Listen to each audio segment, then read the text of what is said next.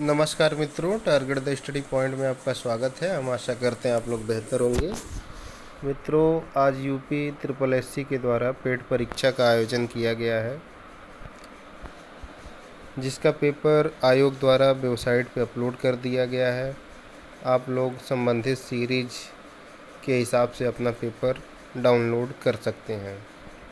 तो मित्रों, परीक्षा का आयोजन आज किया गया। पहले ही हमारे चैनल के द्वारा बताया गया था कि जो पेपर आएगा उसमें क्वेश्चंस बहुत ही सतही लेवल के रहेंगे, बहुत हल्के प्रश्नों को पूछा जाएगा और अगर आप 60 से 65 प्रश्न सही कर लेते हैं तो आप पेड परीक्षा क्वालिफाई कर जाएंगे। तो एक अच्छा एवरेज पढ़ने वाला विद्यार्थी जो पेपर का स्तर था उसको देख के तो लग रहा है कि आसानी से 60 क्वेश्चंस कर लेगा। तो जिनके भी 60 प्लस हैं वे आगामी आने वाली भर्ती परीक्षाओं की तैयारी में लग जाएं। समय बहुत ही कम है।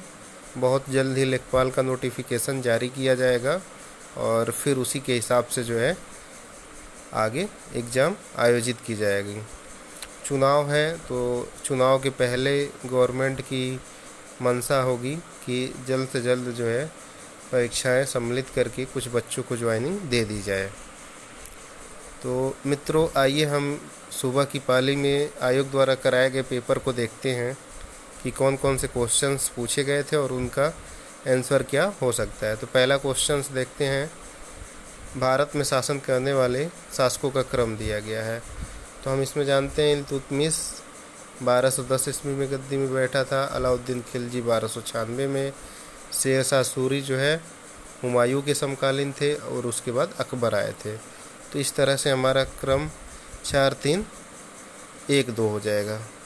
4 3 1 2 यानी ऑप्शन बी सही हो गया। अगला देखते हैं, संत शिवाजी के समकालीन कौन था। तो शिवाजी के समकालीन कौन था? नामदेव थे। अगला क्वेश्चंस देखते हैं, बंगाल के प्रथम गवर्नर जनरल कौन थे। तो बंगाल का प्रथम गवर्नर 1773 के एक्ट के द्वारा जो अंग्रेजी क्षेत्र का गवर्नर था उसे बंगाल का गवर्नर जनरल कहा जाने लगा था। तो उस समय कौन था? वारेन हेस्टिंग थे। तो इस तरह से वारेन हेस्टिंग बंगाल के प्रथम गवर्नर जनरल बने। अगर भारत का पूछा जाएगा तब उस केस में विलियम बेंटिंग होंगे। चरक संहिता क्या है? सभी लोग जानते हैं। चरक संहिता में जो है चिकित्सा के बारे में बताया गया है। तो चरक संहिता जो है चिकित्सा से संबंधित है। अगला क्वेश्चन हम देखते हैं, कौन सा जोड़ा सही नहीं है। तो कलिंग का युद्ध सब लोग जानते हैं कि 261 ईसा पूर्व में हुआ था। शक संवत की शुरुआत 78 ईस्वी पूर्व में हुई थी। मुस्लिम युग की शुरुआत 622 में और औरंगजेब की मृत्यु 1709 में। तो ये जो मुस्लिम युग की शुरुआत है वो 622 नहीं 612 ईस्वी में हुई थी। आगे देखते हैं, इनमें से किसे भारत के ग्रैंड ओल्ड मैन के नाम से जाना जाता है। तो सभी लोग जानते हैं दादा भाई नौरोजी को जो है grand old man of India के नाम से जाना जाता है। 1915-16 में किसके नेतृत्व में 2 होम रूल लीग की शुरुआत की गई। तो होम रूल लीग की शुरुआत जो है एनी बेसेंट तथा लोकमान्य बाल गंगाधर तिलक के द्वारा किया गया था। आगे देखिए, 8वां क्वेश्चन क्या है? मिलान करना है। हम जानते हैं ब्रह्म समाज की स्थापना राजा राम मोहन राय ने की थी। रामकृष्ण मिशन की स्थापना स्वामी विवेकानंद ने किया था। आर्य समाज ज्योतिराव फूले आर्य समाज दयानंद सरस्वती तथा सत्यशोधक समाज ज्योतिराव फूले के द्वारा किया गया था। तो इस तरीके से हमारा कौन सा ऑप्शन सही हो जाएगा? हम देखते हैं, ऑप्शन सी सही हो गया। करो या मरो का नारा किसने दिया था? तो देखिए, करो या मरो का नारा उग्र नारा लग रहा है। तो इसको देख के अक्सर हम लोग कंफ्यूज हो जाते हैं जवाहरलाल नेहरू और गांधी जी में, लेकिन आपको यहाँ पे संयम से काम लेना है। करो या मरो का नारा गांधी जी ने भारत छोड़ो आंदोलन के दौरान दिया था। अगला क्वेश्चन हम देखते हैं, जब सुभाष चंद्र बोस ने भारतीय राष्ट्रीय कांग्रेस के अध्यक्ष पद से इस्तीफा दिया तो इस पद का प्रस्ताव किसे दिया गया था? तो उसके बाद ये जब सुभाष चंद्र बोस ने अध्यक्ष पद से इस्तीफा दे दिया तो डॉक्टर राजेंद्र प्रसाद भारतीय राष्ट्रीय कांग्रेस के अध्यक्ष बने थे। अगला क्वेश्चन देखते हैं, सलाल पनबिजली परियोजना किस नदी पे है? तो इसका जो है एक शॉर्टकट फार्मूला है सच्ची जम्मू। इसको आप बार बार पढ़ेंगे 2-3 बार ऐसे ही तो आपको फीड हो जाएगा माइंड में। जैसे ही आएगा सची जम्मू, मतलब सलाल चिनाब नदी पे है जम्मू कश्मीर में, सी हो गया। बसंत विषु क्या होता है? तो विषु वो होता है कि जिसमें दिन व रात लगभग समान होते हैं। तो ये स्थिति 21 मार्च और 23 सितंबर को आती है। तो जो 21 मार्च का होता है वो वसंत विषु होता है और जो 23 सितंबर का होता है वो शरद विषु होता है। अगला क्वेश्चन देखते हैं, राजस्थान में खेतड़ी परियोजना किसके उत्पादन के लिए प्रसिद्ध है? तो खेतड़ी इसमें त आ रहा है तो उसी से आप रिलेट कर लीजिए कि जो खेतड़ी परियोजना है वो तांबा से उत्पादन से संबंधित है। अगला क्वेश्चन देखते हैं, काजीरंगा राष्ट्रीय उद्यान कहाँ स्थित है? बहुत ही कॉमन क्वेश्चन है, सबको पता होगा, असम में है। एक सींग वाले गैंडे के लिए जाना जाता है। हिमालयी नदी तंत्र की नदियाँ कौन सी है? कौन कौन सी नदी हिमालय से निकलती है? तो हम जानते हैं गंगा जो है, गंगा गंगोत्री हिमनद से निकली है और ब्रह्मपुत्र जो है हिमालय से निकली हुई है। तो 2 और 3 जो है हिमालयी नदी तंत्र की नदियाँ हैं। बैंक दर का क्या अर्थ होता है? तो देश के केंद्रीय बैंक द्वारा ली जाने वाली आधिकारिक ब्याज दर जो है बैंक दर होती है। अगला क्वेश्चन देखते हैं, यदि आरबीआई नकद कोषानुपात को घटा दे तो साख सृजन पर क्या असर पड़ता है? देखिए, ये एक दूसरे के इन्वर्सली प्रोपोर्शनल होते हैं। मतलब अगर कैश रिजर्व रेशियो घटा दिया जाएगा तो साख सृजन बढ़ जाएगा, और कैश रिजर्व रेशियो बढ़ा दिया जाएगा तो साख सृजन घट जाएगी। बहुत ही इंपॉर्टेंट क्वेश्चन है, बहुत सारी परीक्षाओं में पूछ चुका है। अगला क्वेश्चन देखते हैं, इनमें से किस प्रकार की अर्थव्यवस्था में संसाधनों पर निजी अधिकार होते हैं और आर्थिक गतिविधियों का मुख्य उद्देश्य लाभ अर्जित करना होता है? तो ये कौन सी अर्थव्यवस्था होती है? पूंजीवादी अर्थव्यवस्था। हमारे देश की भी अर्थव्यवस्था धीरे धीरे पूंजीवाद की तरफ अग्रसर हो रही है। 100 रुपये का नोट किसके द्वारा जारी किया जाता है? तो हम जानते हैं कि 100 रुपये का नोट जो है आरबीआई के गवर्नर द्वारा जारी किया जाता है। 1 रुपये का नोट जो है वित्त मंत्रालय द्वारा जारी किया जाता है। अगला क्वेश्चन देखिए, फेमा क्या है? फेमा बहुत ही कॉमन चीज़ है, इसका फुल फॉर्म होता है फॉरेन एक्सचेंज मैनेजमेंट एक्ट। अगला, जन स्वास्थ्य एवं स्वच्छता किस में शामिल है? तो स्वास्थ्य से जुड़े हुए मुद्दे जो है समवर्ती सूची में होते हैं। अगला क्वेश्चंस देखते हैं, भारत में पंचायती राज व्यवस्था किसके अंतर्गत रखी गई है? तो पंचायती राज व्यवस्था जो है हमारे राज्य के नीति निर्देशक तत्वों के अंतर्गत आती है। इसी के अंतर्गत ग्राम पंचायतों का गठन अनुच्छेद 40 के अंतर्गत किया गया है। अगला क्वेश्चंस देखते हैं, 23 नंबर, शिक्षा का अधिकार एक मौलिक अधिकार है जो संबंधित है। तो 86वें संविधान संशोधन द्वारा शिक्षा के अधिकार को मौलिक अधिकार बना दिया गया। यह अनुच्छेद 21A से संबंधित है। अगला क्वेश्चन देखते हैं, उद्देश्य प्रस्ताव किसने रखा? तो संविधान सभा की कार्यवाही जो है जवाहरलाल नेहरू द्वारा जब 11 दिसंबर 1946 को उद्देश्य प्रस्ताव रखा गया उसके अनुसार आरंभ हुई। तो उद्देश्य प्रस्ताव किसने रखा? नेहरू जी ने। अगला क्वेश्चन देखते हैं, भारतीय संविधान के किस अनुच्छेद में अल्पसंख्यक के हित निहित हैं? अनुच्छेद 29 व 30 जो है अल्पसंख्यकों के हित से संबंधित है। ठोस चालक में धारा का प्रवाह कैसे होता है? तो जो धारा का प्रवाह होता है वो मुक्त इलेक्ट्रॉन के माध्यम से होता है। अगला क्वेश्चन देखते हैं, प्रकाश वर्ष किसके मापन की इकाई है? तो सभी लोग जानते हैं प्रकाश वर्ष किसके मापन की इकाई है? एक वर्ष में निर्वात में प्रकाश द्वारा जो चली गई दूरी होती है वही प्रकाश वर्ष होती है। ये दूरी का मात्रक होता है। ब्लीचिंग पाउडर क्या होता है? तो कैल्शियम ऑक्सीक्लोराइड CaOCl2 को ब्लीचिंग पाउडर के नाम से जाना जाता है। 18 कैरेट सोने में खरे सोने का प्रतिशत कितना है? तो देखिए, जो 100% सोना होता है वो आपका 24 कैरेट का होता है। तो 18 कैरेट कितना होगा? 75% होगा। यहाँ से आप निकाल लीजिएगा। अगला क्वेश्चन देखते हैं। संतरे में बहुतायत क्या पाया जाता है? विटामिन सी पाया जाता है। इसको सॉल्व करना है। यहाँ यक्स मानिए, इसका स्क्वायर रूट आप करिएगा तो रूट यक्स बटा यहाँ 14 हो जाएगा। इसको इधर आप भेजेंगे 18 हो जाएगा। तो 18 का स्क्वायर आप कर देंगे तो कितना आ जाएगा? 324 आ जाएगा। अतः ऑप्शन सी सही हो गया। अगला क्वेश्चन देखते हैं। इसको सॉल्व करना है तो ये फार्मूला होता है ए क्यू धन बी क्यू का। तो ए धन बी होता है ए स्क्वायर धन B square minus A B होता है। तो नीचे जो है आपका ए स्क्वायर धन B square minus A B है तो उससे कट जाएगा, ए धन बी होगा। तो दोनों को आप जोड़ दीजिए। तो दोनों को जोड़ेंगे तो कितना हो जाएगा आपका? 1000। अतः ऑप्शन डी सही हो गया।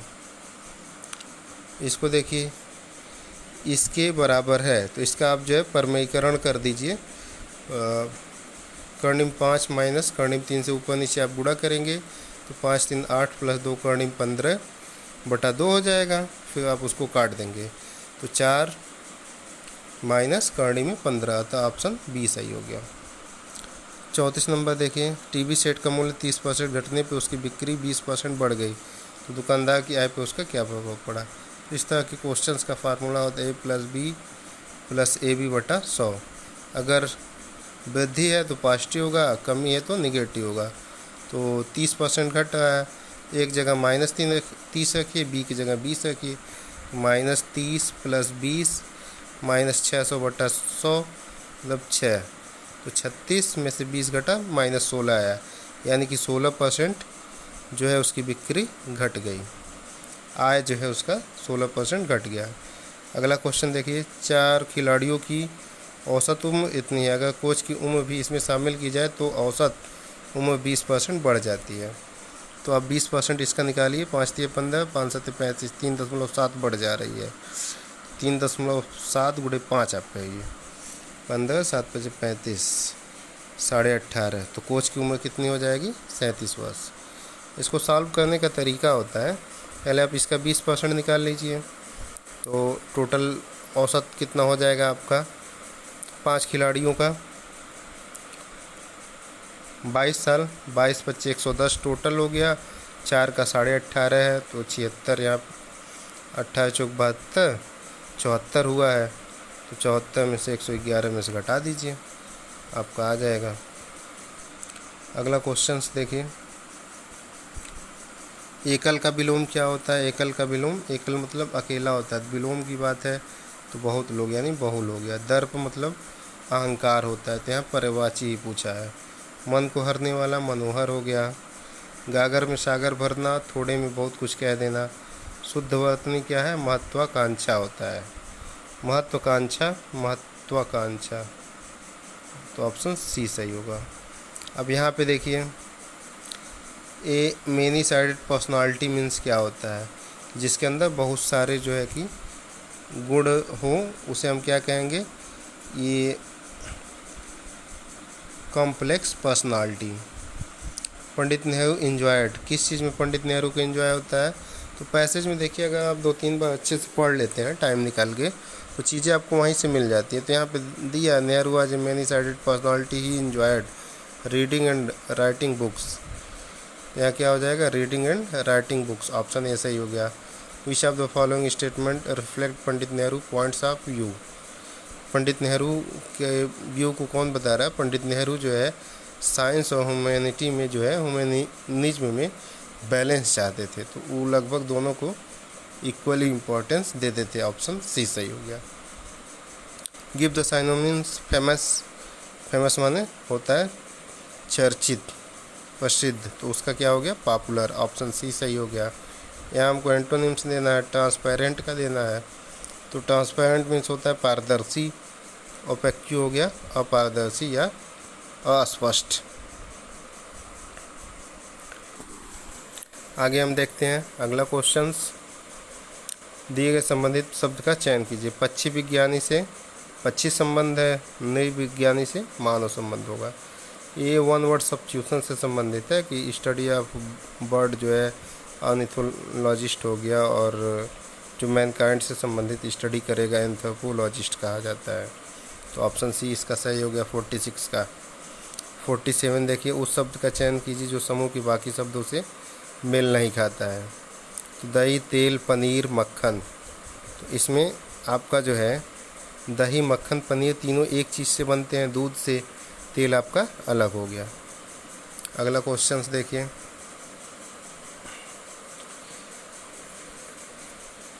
प्रोडक्शन को इतना लिखा जाता है तो इसी कूट में ओरिएंटेशन किस प्रकार लिखा जाएगा। तो आप लोग देख सकते हैं कि इसमें क्या किया गया है, किस तरीके से जो है कोडिंग डिकोडिंग का एक क्वेश्चन है। तो इसको आप लोग जो है लगा लीजिए, मैं आंसर आपको बता दे। 48 का आपका हो जाएगा ऑप्शन ए सही है। 49 देखिए क्या कह रहा है कि रीता की ओर इशारा करते हुए निखिल ने कहा, मैं उसकी माँ के पुत्र का इकलौता पुत्र हूँ। रीता निखिल से किस प्रकार संबंधित है। तो रीता जो है निखिल की बुआ हो जाएगी। अगला क्वेश्चन देखते हैं, कह रहा है यदि किसी वर्ष में 25 अगस्त को गुरुवार है तो उसी महीने में सोमवार की संख्या क्या है। तो हम सबसे पहले 1 तारीख को देखेंगे कौन सा दिन होगा, तो 1 को भी सोमवार पड़ेगा। उस महीने में टोटल आपका 7 चौक 28 यानी 4 सोमवार पड़ेंगे। अगला क्वेश्चन हम देखते हैं 51, निम्न में से किस शहर में लाइट हाउस परियोजना का क्रियान्वयन नहीं किया गया।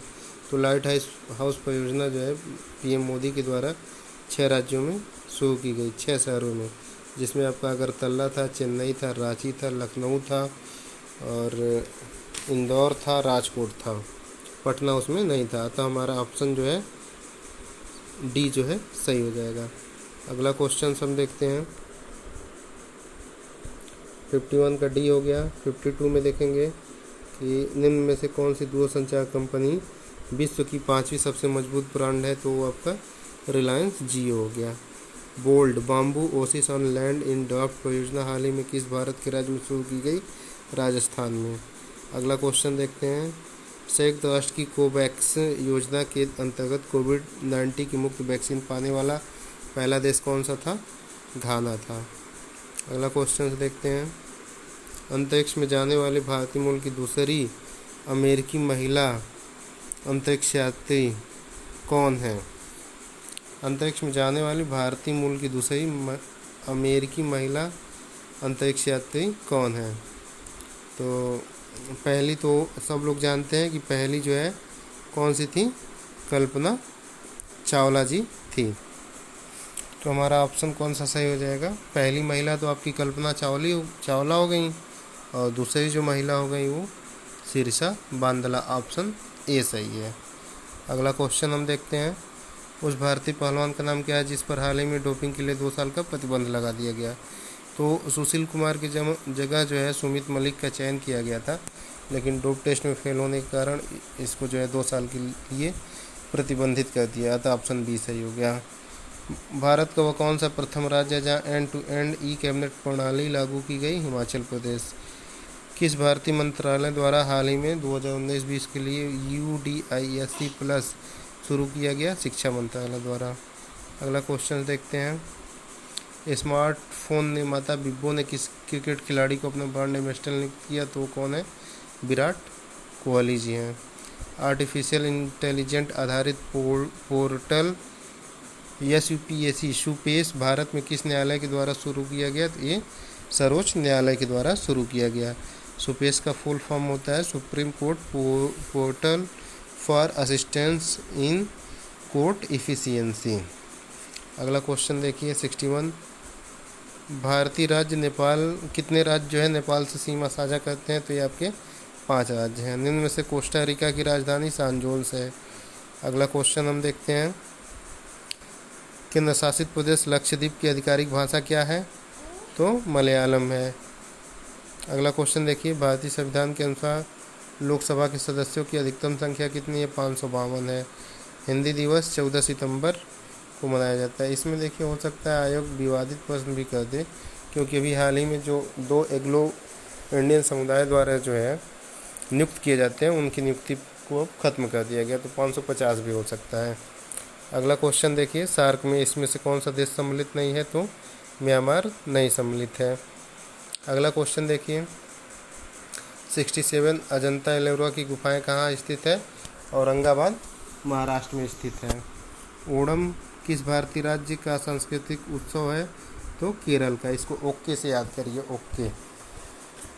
ऐसे पोंगल है तो पोत, तमिलनाडु। अगला क्वेश्चन देखिए, कौन सा ग्रह सूर्य के सबसे नज़दीक है? तो सूर्य के नज़दीक आपका बुध है और पृथ्वी के नज़दीक शुक्र है। अगला क्वेश्चन देखते हैं, नोबेल पुरस्कार जीतने वाले प्रथम एशियाई कौन है? रविन्द्रनाथ टैगोर जी हैं, 1913 में जीते थे। सीवी रमन जी 1930 में। ये पैसेज का है, इसमें आप पढ़ लीजिएगा पैसेज। यहाँ हम आपको आंसर बता देते हैं। विश्व में शांति क्यों आवश्यक है? शांति क्यों आवश्यक है? मानव जाति की विकास के लिए। अगला क्वेश्चन देखिए, विश्व शांति की स्थापना के लिए सबसे आवश्यक क्या है? तो इसमें आपका बताया अहिंसा और प्रेम, ऑप्शन बी। कठोर से कठोर हृदय को भी कोमल बनाया जा सकता है अहिंसा के द्वारा। किसी भी राष्ट्र के स्वर्णिम युग के प्रमुख तत्व क्या है? शांति, सुख और रचनात्मक कार्य। नितांत शब्द का उपयुक्त पर्याय क्या है? नितांत मतलब होता है बिल्कुल। अगला क्वेश्चन देखिए, 76 विज्ञान मानव की सबसे बड़ी शक्ति इसलिए कही गई है क्योंकि उसने इसके बल से मनुष्य, प्रकृति और प्राणी जगत का सिरमौर बन गया है। अतः ऑप्शन बी सही हो गया। वैज्ञानिक चिंतन पद्धति ने मनुष्य का सबसे बड़ा उपकार यह किया है कि उसे मुक्ति मिली है। किससे मुक्ति मिली है? भ्रमपूर्ण रूढ़िवादी विचारधारा से। 77 का सी हो गया। 78 देखिए, विश्व के परिवारवत लगने का प्रमुख कारण क्या है? यातायात व संचार साधनों का विकास। कनेक्टिविटी ऐसी हो गई है कि संपूर्ण विश्व जो है एक परिवार के समान हो गया है। अगला क्वेश्चन हम देखते हैं, हस्तमलक शब्द से अभिप्रेत क्या है? हस्तमलक मतलब होता है आपका कि अस्पष्ट और अनायास बोधगम्य कराने वाला हस्तमलक होता है। वैज्ञानिक चिंतन पदबंध से क्या आशय है? वैज्ञानिक द्वारा किया गया चिंतन। इस अगला क्वेश्चन देखिए 81 का। 81 में देखिए, इसको लगाना काफ़ी आसान है। इतिहास और भूगोल के अंकों का अनुपात दिया गया है। तो अनुपात अगर 1 से बड़ा है यानी कि अंश बड़ा है, अगर 1 से छोटा है तो हर बड़ा है। तो इसी के आधार पर आप इसको आसानी से कर सकते हैं बिना कलम छुए। कितने छात्रों ने भूगोल की अपेक्षा इतिहास में ज़्यादा अंक अर्जित किए? मतलब इतिहास में ज़्यादा है यानी अनुपात 1 से ज़्यादा होना चाहिए। 1, 2, 3 छात्र, ऑप्शन बी सही हो गया। 82 देखिए, भूगोल की अपेक्षा इतिहास में कम अंक मिले। तो कम अंक मिले यानी कि अनुपात जो है 1 से कम होगा। तो किसको किसको मिले हैं? 1, 2, 3 व 6 को, ऑप्शन बी सही हो गया। 83 नंबर देखिए, भूगोल में छात्र 3 से 4 के मध्य अंक की प्रतिशत बढ़त क्या है? तो ये आंकड़ा पर्याप्त है, इसको हम नहीं लगा सकते हैं। अगला क्वेश्चन देखिए, इतिहास भूगोल के अधिकतम अनुपात तथा न्यूनतम अनुपात का क्या अंतर है? अधिकतम 1.55 है, न्यूनतम 0.35। तो दोनों में अंतर क्या हो गया? 1.2 का, ऑप्शन डी सही हो गया। अगला क्वेश्चन देखते हैं, छात्र 4 को भूगोल में 60 अंक मिले तो उसे इतिहास में कितने अंक मिले हैं? तो 4 वो छात्र कितना अंक पाया? 125 पाया, यानी 125/100। इसको आप काटेंगे तो 5/4। तो भूगोल में इसको 60 अंक मिले हैं। तो ये अनुपात किसका है? इतिहास और भूगोल का। 4 की वैल्यू 60 है तो 5 की वैल्यू क्या हो जाएगी? 75 हो जाएगी, ऑप्शन सी। अगला क्वेश्चन देखिए 86 का। कच्चे ऊन के उत्पादन में उच्चतम वृद्धि का वर्ष क्या है? किस वर्ष सर्वाधिक वृद्धि हुई है? तो 2016-17 में जो है 12 की वृद्धि हुई है। अतः ऑप्शन सी सही हो गया। पहले 4 वर्षों के उत्पादन की तुलना में अंतिम 4 वर्षों में कच्चे ऊन का उत्पादन कितना प्रतिशत बढ़ा है? तो कितना बढ़ा है इसको आप सॉल्व करेंगे 22.22 आएगा। दोनों का औसत आपको निकाल लेना है। इधर 225 आएगा, 275, तो कितना बढ़ गया निकाल लीजिएगा। 50/225 × 100। अगला देखिए, 8 वर्षों के दौरान औसत उत्पादन कितना है? तो 62.5 मीट्रिक टन है। उत्पादन पिछले वर्ष की तुलना में अधिकतम प्रतिशत घटत किस वर्ष में रही? तो अधिकतम प्रतिशत घटत ज्ञात करने के लिए जिस वर्ष में जो है सबसे न्यूनतम कमी हुई है और हर सबसे बड़ा मिल रहा है उस वर्ष में होती है, तो 2017-18 होगी। इसको सॉल्व आप कर लीजिएगा। 90 नंबर क्वेश्चन देखिए, 2014-15 में कच्चे ऊन का उत्पादन 2019-20 के उत्पादन का कितना है। तो 2019-20 का उत्पादन आपका 7368 है, 2014-15 का आपका जो है 51 है। तो इसको आप 68 का कितना भाग जो है कि 51 होगा, तो 51/68 यानी 3/4 हो जाएगा। ऑप्शन डी सही हो गया। अगला क्वेश्चन देखिए 91 का, किस वर्ष में सेल्समैन सी द्वारा अर्जित कमीशन पिछले वर्ष की तुलना में अधिकतम वृद्धि दर्ज करती है। तो ये ऑप्शन ए हो जाएगा। 92 देखिए, वर्ष 2018 में बी का कमीशन पाँचों सेल्समैन के उसी वर्ष के कुल कमीशन का लगभग कितना प्रतिशत है। तो 92 का आपका आ गया ऑप्शन ए 19.01%। 93 का देखिए, 93 का हो जाएगा आपका डी। 94 का देखिए, 94 का आपका ऑप्शन सी सही है। 95 का देखिए, 94 का सी हो गया। 95 का आपका जो है डी सही हो जाएगा। अगला देखिए 96 नंबर क्वेश्चन क्या है, निम्नलिखित में से किस महीने में खुले खातों की संख्या की औसत महत्तम है। इसको आप जोड़ के डिवाइड कर लीजिएगा, औसत निकल जाएगा, तो आपका सितंबर में सर्वाधिक आएगा। अगस्त में खुले खातों की संख्या जून में खुले खातों की संख्या से लगभग कितने प्रतिशत कम या ज़्यादा हैं। तो दोनों को आप अगस्त वाला जोड़िए, जून वाला जोड़िए, फिर वहाँ से आप निकाल लीजिएगा, तो आपका लगभग 35.33 आएगा। तो ऑप्शन बी सही हो गया। 98 का क्या है, मई से सितंबर तक एंजल में खुले खातों की संख्या तथा जीरोधे में खुले खातों की संख्या का अनुपात क्या होगा। तो आपका 208/200 आएगा, तो 1.04 आएगा। किस शेयर ब्रोकर में खुले खातों की औसत संख्या महत्तम है। तो किस में महत्तम है, ट्रेड बुल में है। 100वां नंबर क्वेश्चन, ट्रेड बुल में खुले खातों की संख्या का औसत शेयर खान में खुले खातों की संख्या के औसत का लगभग कितना प्रतिशत है। तो ये आपका लगभग 58% आ रहा है। तो ऑप्शन ए सही हो गया। तो मित्रों, ये जो है कि आपके 100 क्वेश्चंस और उनके आंसर थे। क्वेश्चंस काफ़ी हल्के लेवल के थे, इसमें आसानी से 90 से 95 क्वेश्चन किया जा सकता है। तो जिन लोगों ने भी 65 प्लस किया होगा वो आगे की परीक्षा की तैयारी करें।